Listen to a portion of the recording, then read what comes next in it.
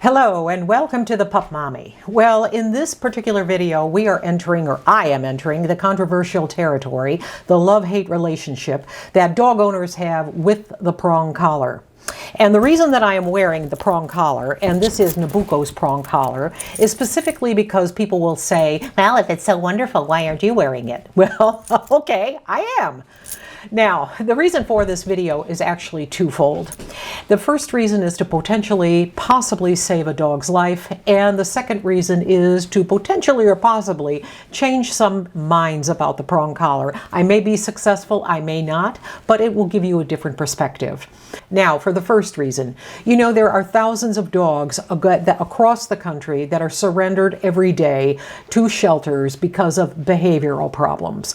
And what happens next is the dog is either put on a rescue-only list or they are put on the euthanasia list, depending on the behavior problem and the severity of it. But, you know, so many of these behavior problems can be mitigated, if not even totally eliminated, by the correct use of a tool like the prong collar. And by owners going to trainers who use the collar and can show an owner how to use it correctly. Now, I'm going to show you this prong collar that I am wearing right now. You're going to see a close-up of it, and then you're also going to see a short video of me walking Nabucco wearing one. Now, you'll notice with the prong collar that the prongs and the collar that I'm using right now and wearing right now is the Herm Sprenger collar. And I know I'm not being paid by Sprenger. I just happen to think it's the best on the market, and it's something that my dog trainers have used for years. Now, you look at the collar, and you're going to see that the prongs are flat and tapered. All right? There are not needles, they are not blades, they are not anything like that. Well, the purpose of the prong collar is to get your dog's attention and to say, hey, I don't want that particular kind of behavior. Now, is a prong collar good for every dog? No, some dogs don't need it. Not at all. But just like with people who have different personalities and have different makeups, dogs have different personalities and makeups. And sometimes there are dogs who are more strong-willed, that they are more stubborn, and then there are also dogs that are a little wacky. And wacky meaning because there's a lot of overbreeding going on in the dog industry. Sometimes the genetics of the dog means that the dog is more difficult to work with. And this is where the prong collar comes in.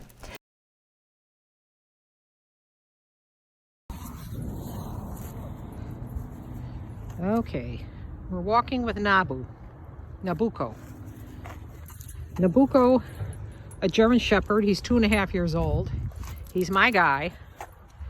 And we're walking. Now, he walks in front of me, but he doesn't pull on the leash. Now, some people like heel. He's nose heel, but he also likes to investigate things. So as long as he's not pulling me, that's okay. You know, German Shepherds love to track.